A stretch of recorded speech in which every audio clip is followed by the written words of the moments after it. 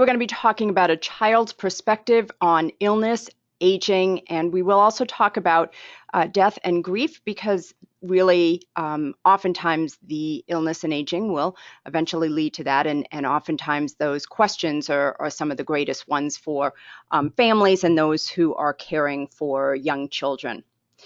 This is a topic that I have looked at over my career. And while I am the Director of Operations for Synergy HomeCare franchising, my career started as a social worker and working with children, young children who were in traumatic situations. And my last traditional social work position was working as a hospice social worker, where I had the privilege of working with families and oftentimes young children to explain what was going on in the situation that the family was facing at end of life. So the topic is something that I have spent a lot of years kind of seeing firsthand. So again, it's a difficult topic, but I think one that's really important for all of us, both professionally as well as parents, as grandparents, and as important people in the lives of young children. So we'll begin to talk about what the agenda is and what we're going to cover today. The first is really going over some of the developmental stages. We're going to talk about children's views on aging itself. We're going to look at how you can talk with children about illness. We're going to talk about specifically how to talk to children about behavior changes and shifts in memory and cognition that are often coming from a diagnosis of Alzheimer's or dementia.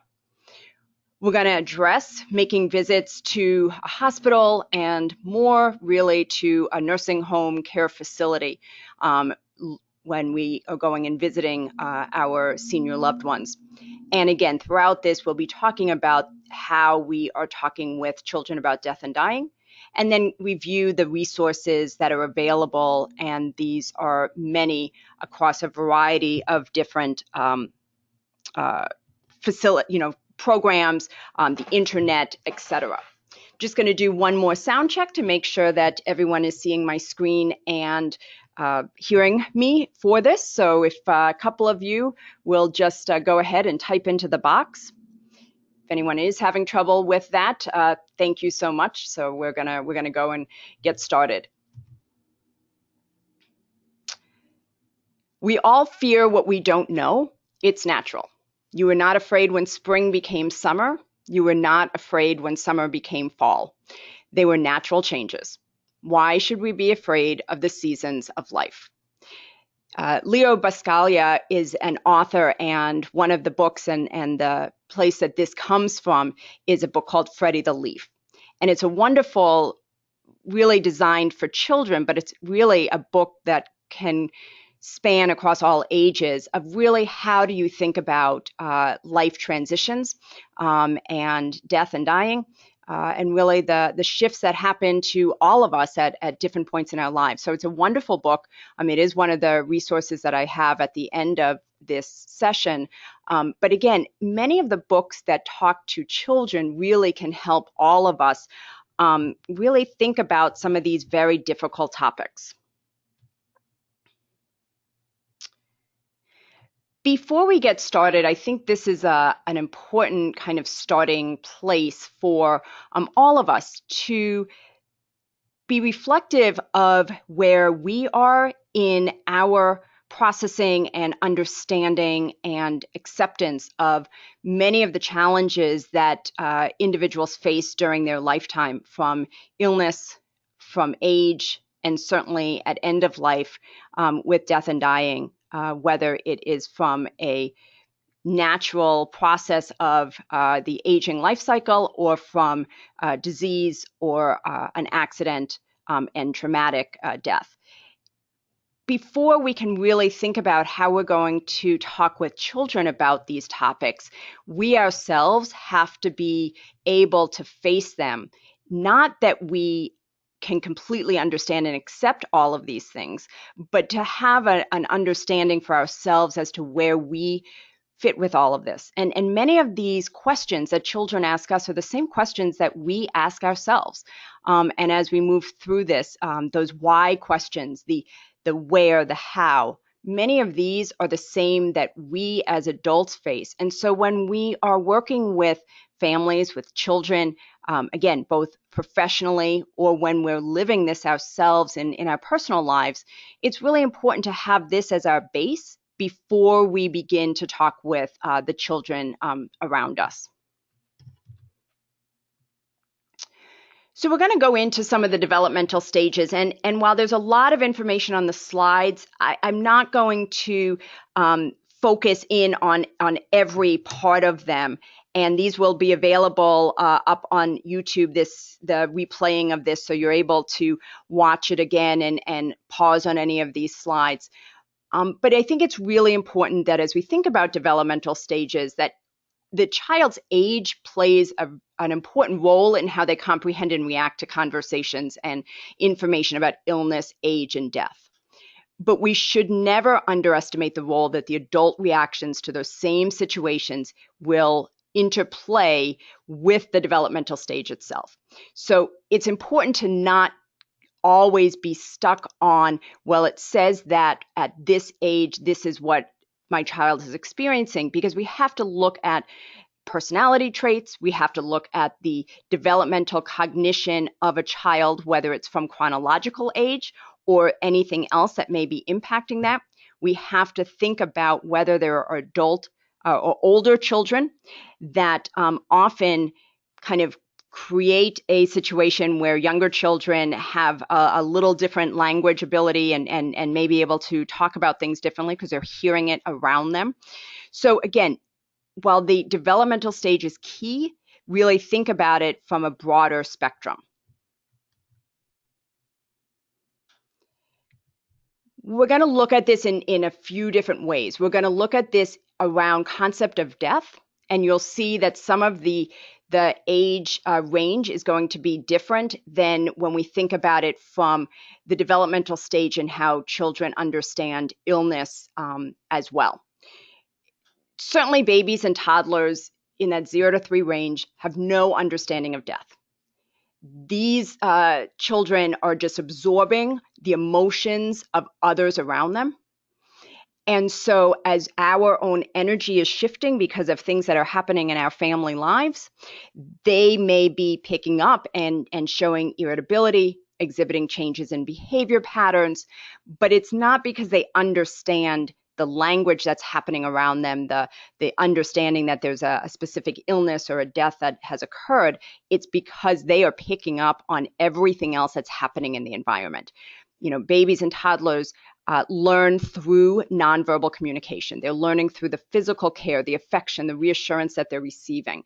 And so that's really important to understand, and difficult because, again, as we are trying to kind of be parents or grandparents or guardians to children or professionals to these children, what's happening around us is also impacting it. This same group of children at this age have very little awareness, again, to illness or death, and they are reacting to, again, those environmental changes, the being separated from their parents or main caregiver, the changes in the routine. Babies and toddlers are focused squarely on how their basic physical, emotional needs are being met. And toddlers may react to physical changes that are brought on by illness. They may not recognize that person in their life because there is a hair loss from chemo. Or they may be reacting and seeing symptoms from the illness, such as throwing up if they are being treated with chemo, for instance. So they're not reacting to the actual illness, but again, everything is around the physical and emotional connections that are being made in that environment. For this age group, the changes are always going to be seen in their behavior, whether they're fussy or clingy, changes in sleep and eating patterns, increased behavior issues, tantrums, may revert to earlier behavior. So if it's a 3-year-old who has been able to wear not wear diapers, they may revert to bedwetting. So we see that a lot with children when anything is unsettling them. And that can happen whether it's a shift in environment, a new move, a parent who is leaving for, the military. Anything really plays out the same way in this age group. For this age group, as we are experiencing something or as you are sharing best practice with a family of ways that they can best meet the needs of children of this age group, it's really to maintain the routine as much as possible. If you're bringing in others to care for them, try to have that occur in their own home versus having to move them to grandma's house. If you need to travel with them, bringing familiar items, making sure, again, that physical attention and reassurance, and that physical attention that we're providing or that family is providing to that young child, that baby or toddler, is going to help them as well, because they're needing that as well as if they're going through grief and loss. Well, you don't need to explain a lot to this age group because they really are not understanding concepts. They do begin to understand basic ideas about themselves and their family. And we can reassure them in ways such as, daddy and mommy need to go away for a few nights, so grandma's going to come and stay with you. Mommy has to go to bed a lot and isn't able to read you a story, but she still loves you. If we're talking to a young child about illness, grandma or mommy is sick and needs to go to the hospital to get better. Not a lot of extra information, but very basic, always going back to how it's going to impact that child. As we move up in the age range into preschool and kindergarten and that 3 to 5 year range, children are beginning to have a basic understanding of being sick because they themselves have experienced it, and we've probably named it in that way, but they don't understand specific illnesses. If we're talking about cancer or a grandparent with, CHF or Parkinson's. So the name of it is less concerning to children in this age group than what they're seeing and witnessing around them. Children at this stage are often concerned about catching an illness, just as they can a cold. So we have to be really sensitive to that as we're talking about it. Children will be concerned at this age as who will take care of them. If a parent is sick, or if grandma is the one who has been coming over and doing, the daycare, what's going to happen to them? At this stage, children see everything related to them. So it's a very centric, self-centric age group. So they often think that what's occurring is their fault because they were bad or had bad thoughts. And magical thinking, such as the above, is prevalent, that they can cause this. And so this is something that we want to be aware of as we're having these conversations. What you'll see is for children in general, that regressive behaviors can happen at any stage of kind of trauma and emotional upset. So regressive behaviors, increasing fears such as the dark and monsters and strangers in this age group and how they react.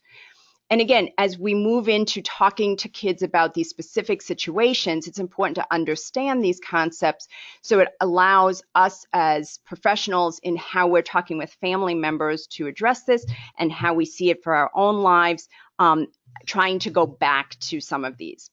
Children may begin to have nightmares or restless sleep, again, reverting back to being a baby where they just are wanting that connectedness. Some may become hyper or lose interest in activities. And one of the things that's really interesting that we see is, again, children react to the same type of behavior that we may think of it as depression, for instance. But while adults will often show depression by inactivity, by sleeping more, by not engaging, children, when they are depressed, may actually look hyper and may go kind of onto the other range where they are kind of constant in motion and lots of talking and all of that, which could be still that depression is there. We just see it differently in the different age groups. Again, children can often become more aggressive, their behaviors changes. And in this group, typical for this group age anyway, excessive questions and need for constant reassurance. That's important to know because, again, for many families who are experiencing an illness or age changes is creating an added burden and need for their attention, the children's need for that same level of increased attention is often an added burden, and why, again, it's so important to reach out to services, to reach out for supports in the community so that the whole family system is receiving what they need. And oftentimes that is first and foremost by giving services to the one who has a care need from a physical, cognitive, or memory disorder. How we support children around these age groups is just trying to explain what the illness or situation is in simple terms. We can use a lot of kind of play therapy and picture books and dolls or stuffed animals to kind of talk about what's happening. We repeat information or try explaining it in a different way as needed. And when you think about some of those concepts, they're similar, although it's not because of the same age, but it is because of the developmental stages that adults with an Alzheimer's or dementia type syndrome will often need, is that same repeating of information, the explaining it in a different way, the talking about things in simple terms, goes back to some of the same developmental stages that children at this age are. Again, children always need to be reassured that they didn't cause the situation in any way by their behavior or thoughts. It's the same if we were talking about divorce in a family as it is if we are talking about illness, aging, and death. And again, the reassurance that they can't catch what the illness or situation is, and goes back to always making sure children understand that they are being taken care of, even as we are taking care of somebody else. Things we can say. Grandma has an illness called cancer. The doctors are giving her medicine to help her get better. The medicine sometimes can make her feel tired or have an upset stomach, but on many days she will feel fine. Sometimes kids worry that they did something to cause cancer. No one can make people get cancer, and no one can wish it away either. So that's important language to use with children of this age. We may be saying, Mommy needs to go to the hospital for a few days, so Grandma will stay with you and take you to school, and she is really looking forward to that. Or maybe you can draw some pictures that Mommy or Grandma can take with them to the hospital or to the care facility. When it comes to the concept of death, children at this preschool and kindergarten age often think that death is reversible and temporary. They believe that people who die will come back, and it goes back to some of that magical thinking as well, that they can cause something. This age, just like with babies and toddlers, is often impacted mostly by the emotional state of those closest to them. While we may have, as adults and as professionals, an ability to understand concepts such as heaven, children of this age do not. And oftentimes, those concepts help adults kind of accept what's happening around them in their life in crisis. And we tend to then use those same concepts with children around us. But again, they have a very different understanding of that, very little understanding. Children will often escape into play. So we may be sharing this information that has taken a huge toll on us because we're having this difficult conversation with children, or as a professional, we're having this difficult conversation because we're taking that role and helping that family.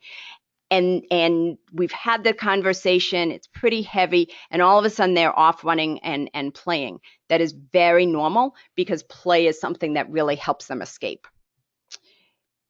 Children of this age connect events that aren't connected together. Very important that we use specific concrete language and we don't use euphemisms.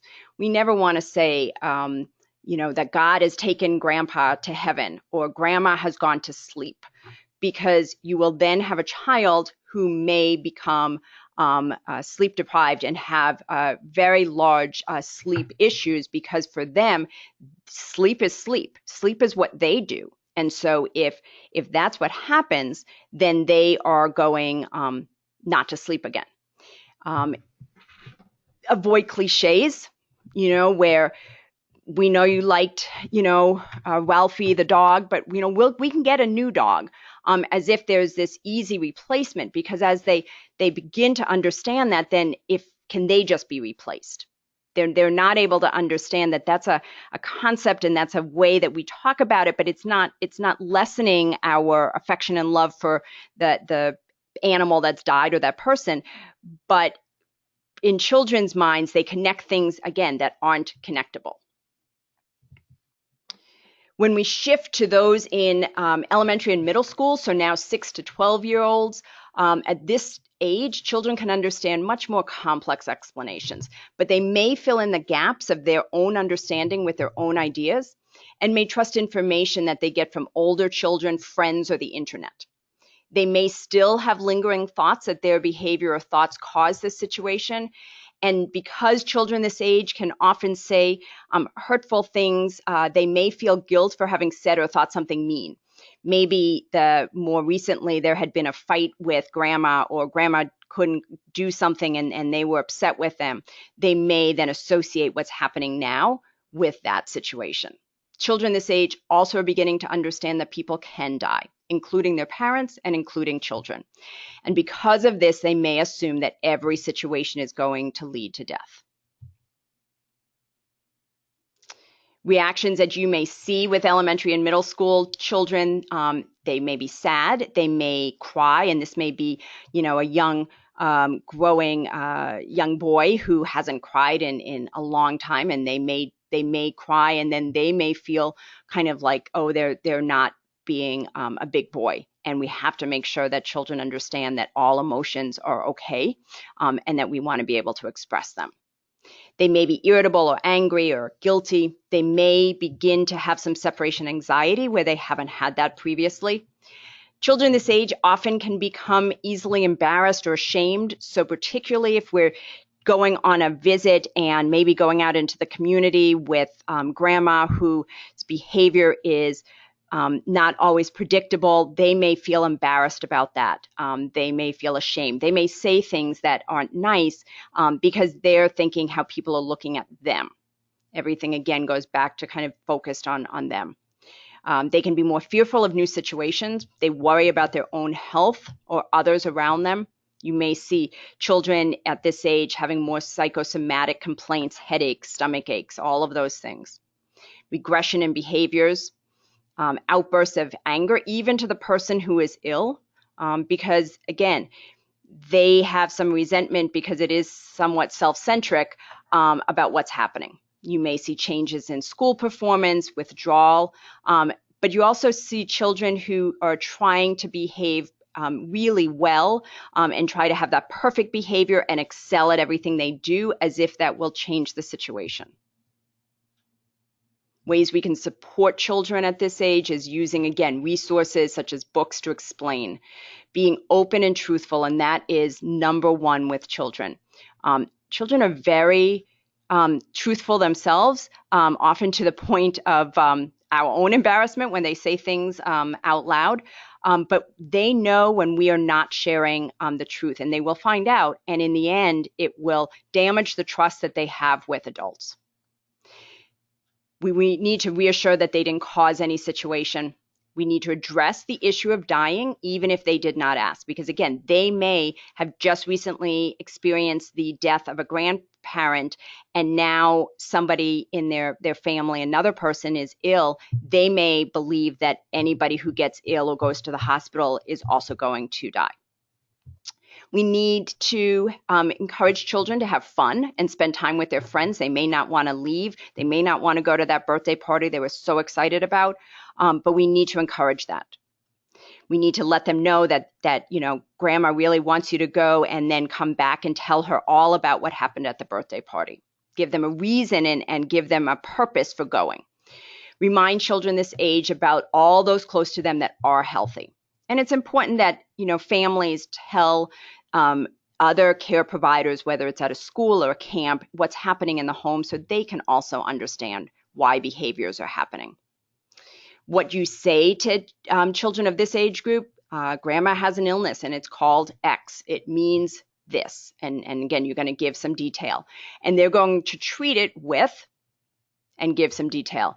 And it may make her feel and give some detail. You may say lots of people get this type of illness. We don't know why it happens. Most people get better, and we expect that grandma will get better too. You may be saying that you can still have lots of hugs and kisses with grandma as you can't catch X from her. Knowing that children of this age really are starting to form relationships with others, you're often going to want to say, your friends may say that X is really bad, but there are different kinds of this illness and different ways to treat it, and we promise we will let you know what's going on. You may say, even though I may be spending more time at grandma's house, you will still be able to get to your lessons as dad will be driving you. And we want to make sure that kids understand that they don't have to talk about this with their friends, but it's okay if they do, but that we're going to let the adults in their life know so that they also understand what's happening. Children of this age, their concept of death, they begin to understand the finality of death, but don't assume this is based always on the age. They may see death as a taker or a spirit. They fear that death can be contagious. They may actually have a fascination with what the body would look like when it is dead. And so we have to, again, be able to give them that opportunity to talk about it and not make them feel ashamed of that as well. They often connect violence with death. Who killed him? And again, as we saw even just today, that the tragedy that happened in Florida, children are picking up on that. And we do have, for many young children, their first experience, unfortunately, can be through a traumatic type of violence. And so we have to make sure that they're not always connecting that. They may also have psychosomatic symptoms. Abstract concepts are still difficult, heaven, spirituality, but let's be honest, concepts like those are very difficult for us as adults as well. And we never want to use kind of cliches, don't worry, things will be okay, because they may not be. Okay can mean lots of different things, or be a strong boy and don't cry. As we keep going through the ages, the concept of death understanding is nearer to adult understanding. They're more aware of the impact and finality of death.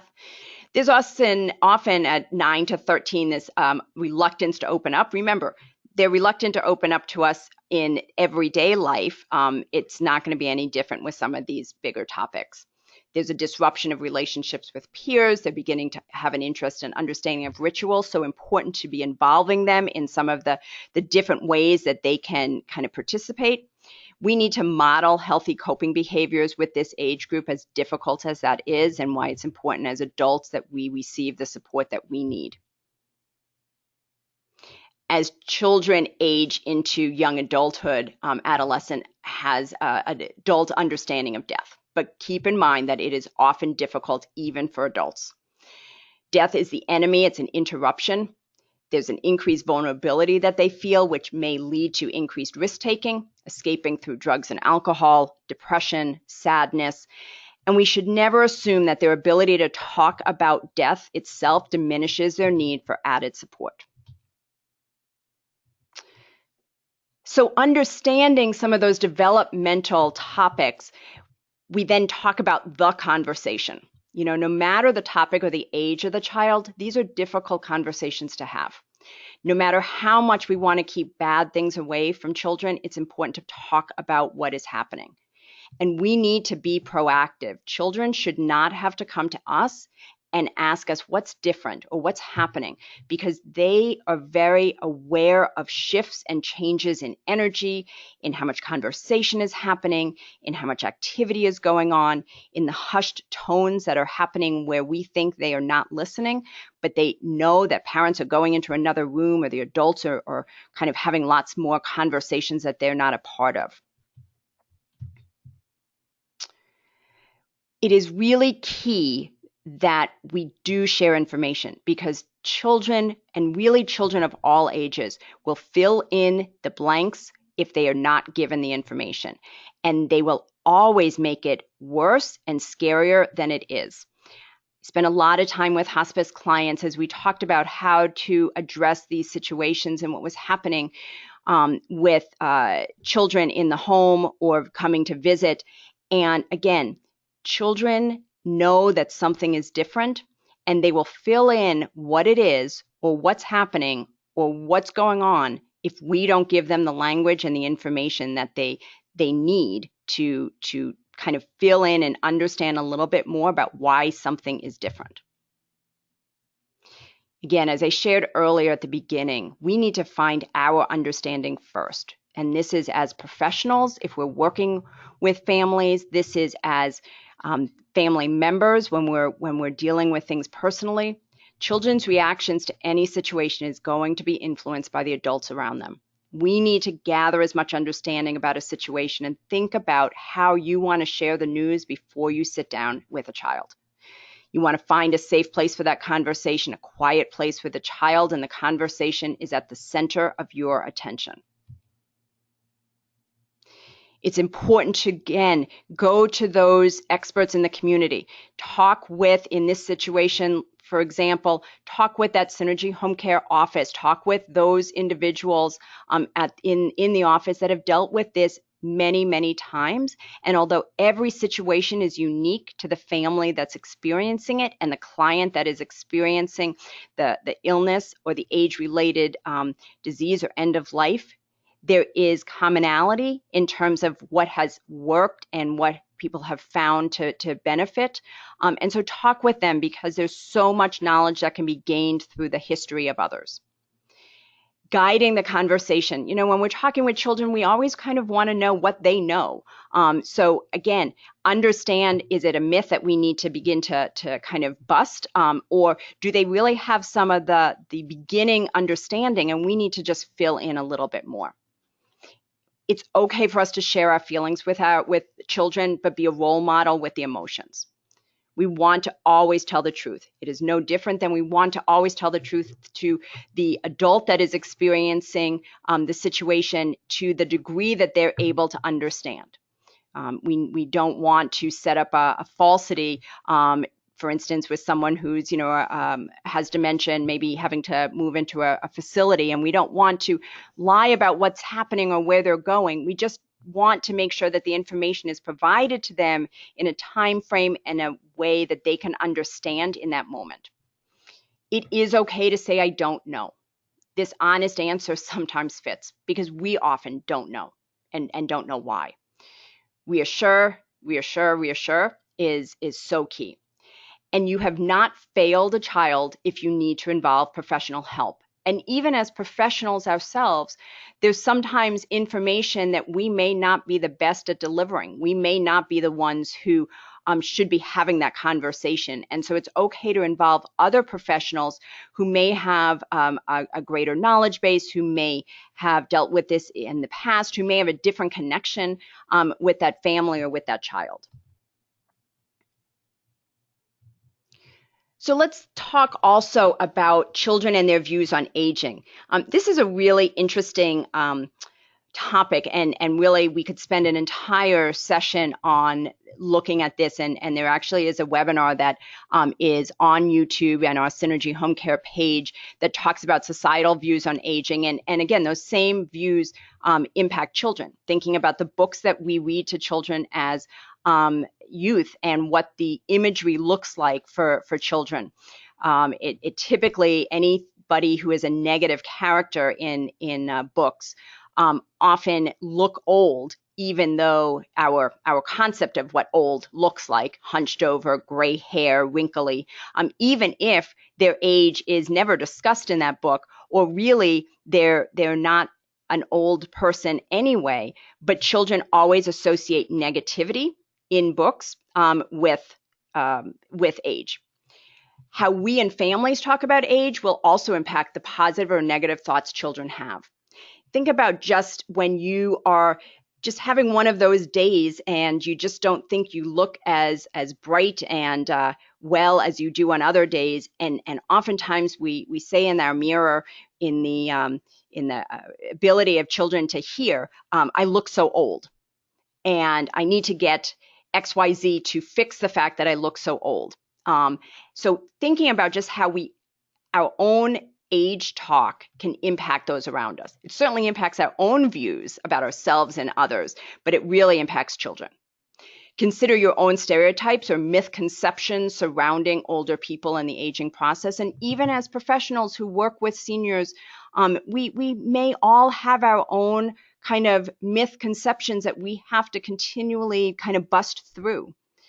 Again, consider your language about growing older and how it impacts those in your life. So as we're talking with children about, our older adults in their lives as their behaviors change due to, Alzheimer's or dementia or certain aspects of Parkinson's or stroke survivors who may have changes in behavior, knowledge is power, and it is that much more powerful over ignorance is bliss. So we really have to focus on the knowledge piece. Having an open and honest conversation about how things are changing with grandma or grandpa is important. Again, consider those developmental stages and let that guide the conversation. Keeping explanations simple, really along all age groups. Let the child, let the young adult ask additional questions and always give them an opportunity to ask more questions. But don't overwhelm them with information before we know what they really are asking about or needing. We can use books. Again, there's one called Why Did Grandma Put Her Underwear in the Refrigerator to initiate and guide conversation. And sometimes using books that are on a new topic such as this, but are younger age and kind of doing it in a fun way to talk about the pictures and the information can be easier than using books that are really more academic. Focus on what you and that individual can do together. For instance, if grandma was always going on trips in the community, but that's no longer possible due to a change in physical condition or emotional condition, then shift activities that can be done, including looking at books together, playing cards, doing a puzzle, or an art project.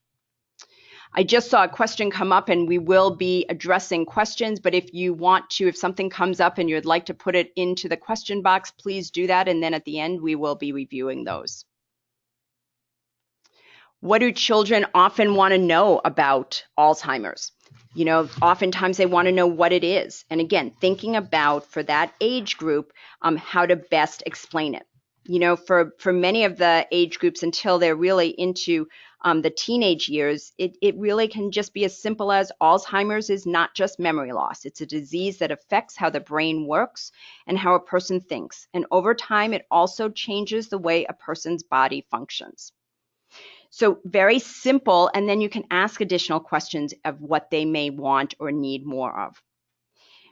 Children often, if they know that grandma has Alzheimer's, they'll ask, will you get it too, Mom? And most people who develop Alzheimer's are older. So we can talk about that. Why does my grandpa call me by my dad's name? And we can say changes deep inside your grandpa's brain makes it difficult for him to remember things like your name. But this isn't your fault or his. You may remind him of your dad at your age. It's best not to correct him, as that could upset him or frustrate him. So again, share the information, ensure that the child knows it's not part of them, and then give them some ideas of what they can do. Will grandma die from Alzheimer's?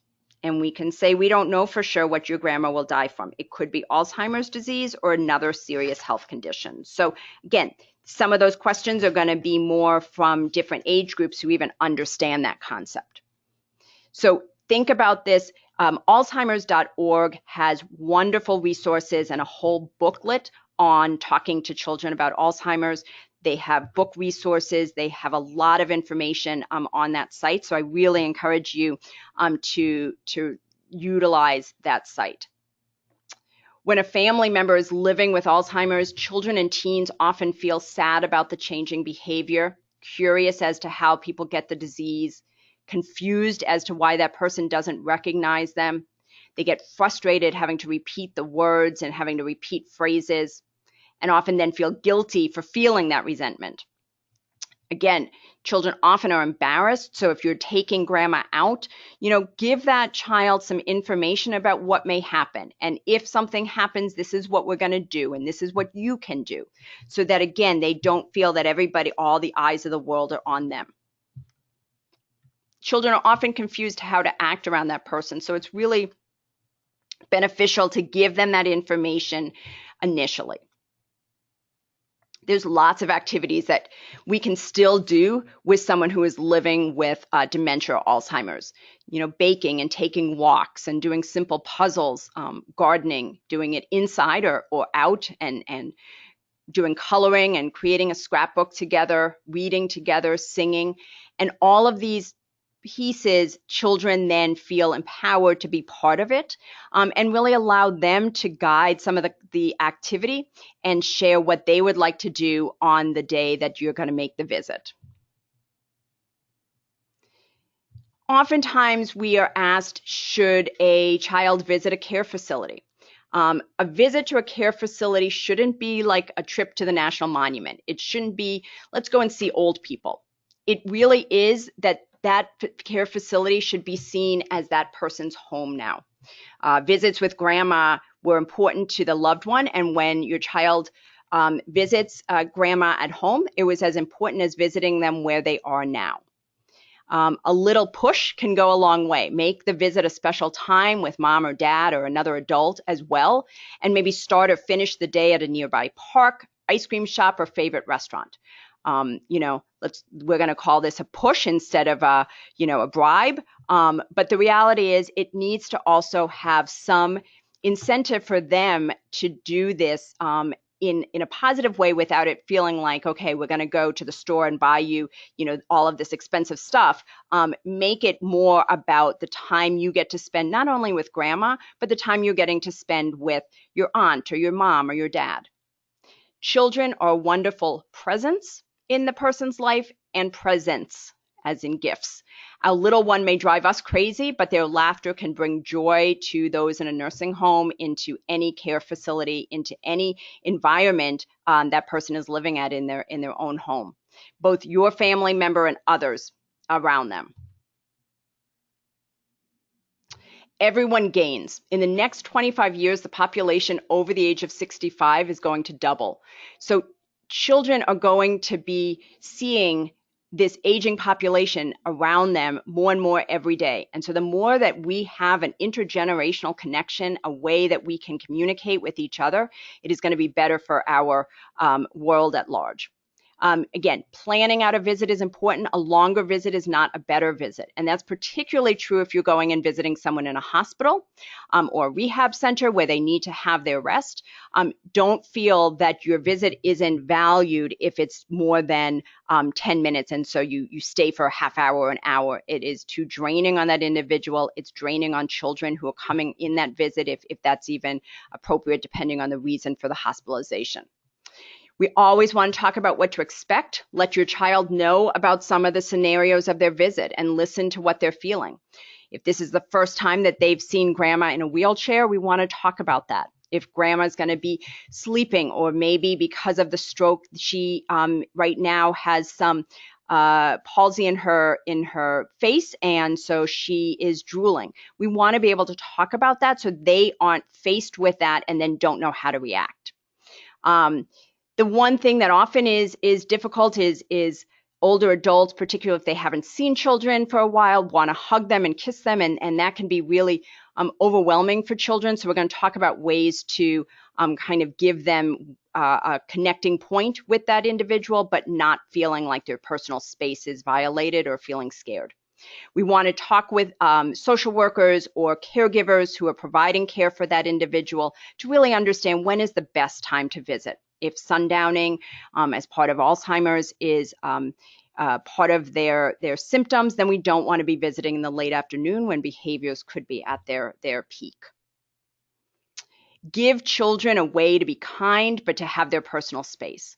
I think one of the great ways to do this is having children make up some pictures that they can give out when someone reaches for them physically. I consider this a bridge item. So particularly if you're going to an environment where there are many seniors or individuals who are living in a assisted living or a facility that you're going to visit, give them and have them even make up little cards that they can just color on and use that as a kind of the bridge between themselves and that individual who's reaching out for them, wanting kind of a physical touch, but then they can give them something in return, which feels a lot safer for that child. If your child is of reading age, have them bring a favorite book to read to their loved one. It gives them something to do. They feel valued and important. It makes the time go quick, and it's certainly a gift to the one they're visiting. School-age children can do interviews with the older adults, so if they don't necessarily know how to have a conversation with them, this is a great way to spend time together to learn about each other. And there's a website called the legacyproject.org, and on there are a variety of questions that you can ask on all different topics that are really great resources for having conversations with older adults. And this would be whether you are visiting someone who has a diagnosis or just, visiting grandma in her 80s. Again, there's often not a lot that a young teenager is going to want to talk to grandma about because they don't understand the latest music, or maybe they're not in on the video game that child is. But have them do it almost as a reporter and learn something. Here's some bridge items. Again, those pictures, those little cards, even a stuffed animal that, again, gives them, that older adult, now something to hold, and they may not then be reaching out as much to that child, where that can be overwhelming. There are wonderful resources available. You can go online, you can go on Amazon and put in, talking with children about illness or death or dying or grief, and a lot of different books are going to come up. Certainly focus on if you have a child who, loves a certain animal or loves a certain kind of topic, there's going to be something, whether it's nature or animals or anything that is a way that they connect with the world. There's going to be a book that utilizes that same concept. So really kind of keep on that manner. A few of them are When Dinosaurs Die, A Guide to Understanding Death. So these are books around end of life. I Miss You, A First Look at Death. Gentle Willow, and this is a story for children about dying. Freddie the Leaf, again, is one of my favorites, and honestly, as a hospice social worker, I used that book with young children all the way through adults as a way to have conversations about end of life. So that's a really wonderful book with, beautiful, just fall like pictures. The Invisible String is another wonderful book to kind of talk to older adults or older children about how the relationship is not lost when that person leaves us, so that their presence is still there for us, even if their presence is not. Lots of books about Alzheimer's and children, What's Happening to Grandma, Still My Grandma, Weeds in Nana's Garden, An Absent Mind, What Flowers Remember. Again, you can just Google the topic. You can go to the Alzheimer's website. You can go to the Cancer Society. Really, all associations in regards to different diseases will have sections on children. Hospice organizations, so if you go to your local hospice organization, they will have resources as well to be able to work with. There's so many other ways. We did a webinar recently on art, music, and movement as a way for therapy. And these are things that you can bring into the child's world as well as the older adult that you may be caring for, as another connecting point. Children can use journals. Children who aren't really able to write or express concepts in words, you can just ask them questions and they can color. So there's a lot of ways for children to express themselves just through basic color. You may want to ask, we had such a fun day visiting grandma today. Why don't you color a picture of what that visit meant to you? And you may see things that you can then ask the child about, colors that they're using and all of that. Just general art supplies. I think when you're having and living as a caregiver and your family is kind of intertwined in that care, just having general art supplies for both you as a release and a relief, as well as for the adult that you may be providing and assisting in the care of. Soft clay for handprints. This is something for particularly around end of life, but we would often, and I often use this with my clients, where there is a very soft clay. You can get it in the children's department. It dries by air. And I would have the individual who was at end of life do a handprint in it. And then often they would choose a favorite hymn or a poem or something on the back of it that they would write after it was dry.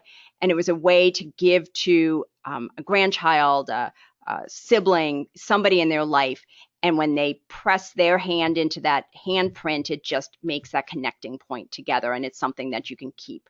You can do that with pets and little paw prints, as well as with adults or children. So great way of having a kind of a legacy item. Music is a wonderful way to express feelings and thoughts, and utilizing that. We did a lot of work working with families and children to express ideas about what was happening in their life, and then having it put to music with a music therapist. Now, you may not have a music therapist in your back pocket, so but you can make up songs based on the words that they are telling you and sharing emotionally. There are many support groups for children who are dealing with a variety of different issues in illness and aging and grief, whether you find that online or through your local organization that you may be working with as an association. Definitely reach out, and you can talk with your local Synergy HomeCare office, and they will also be able to provide you with lists of those support programs. There's many camp programs for children who may have been experiencing grief or loss early in their lives. Hospital support teams, there's always a child life program in almost every hospital around the country that will work with children to address different issues that they are seeing in the lives of others. And certainly hospice grief counseling, which is always available to those in the community. So I'd like to open it up for questions. I'm going to take a moment and just look at this question.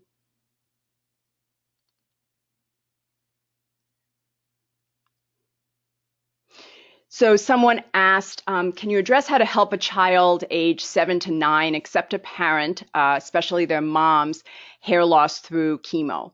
So it's a great question, and unfortunately, we see too many children who have to experience this, and often, and as well, something for mom's own kind of experiences as something so difficult. I think there's a couple of different ways to respond, and partly it's going to depend on the parent who's experiencing this themselves, and kind of what some of their thoughts are about how they want to address that hair loss.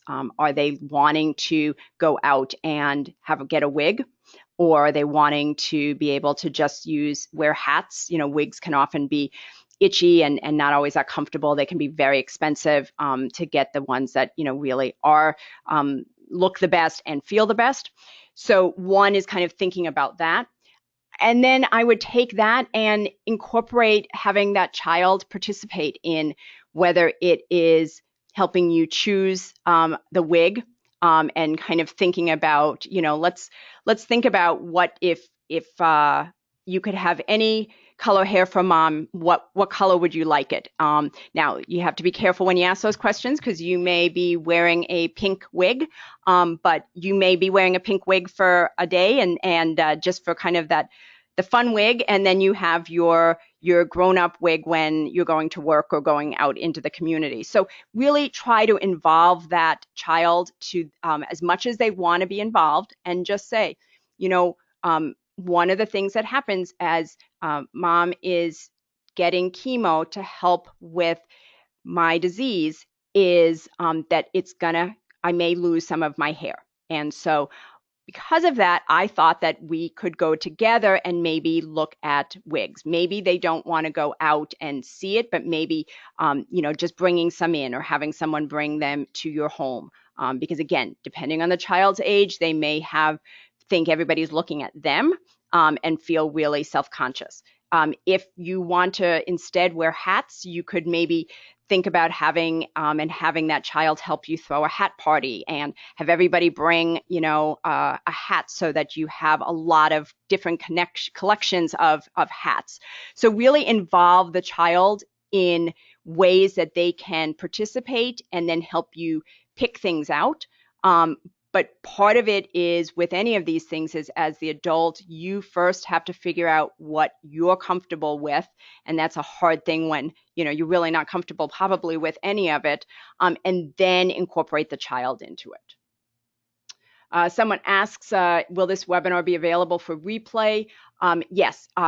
All of the webinars that we do are always available within 24 hours on our Synergy YouTube channel. So you just need to Google Synergy HomeCare YouTube, and our page will come up, and all the previous webinars as well as this one are available, and this will be up within the next 24 hours.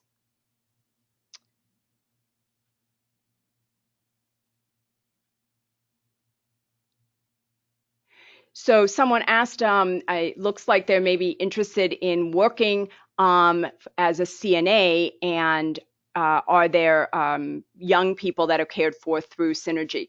And yes, we, at many of the agencies around the country, we have always provided care for everyone.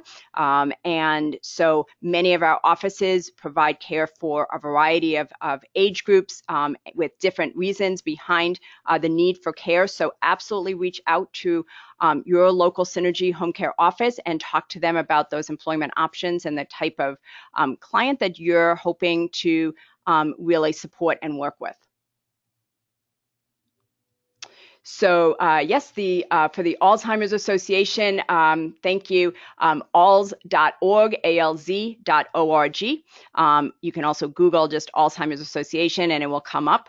And you can also then through that website be able to find your local resources available. I'm gonna hold to see if there are any additional questions.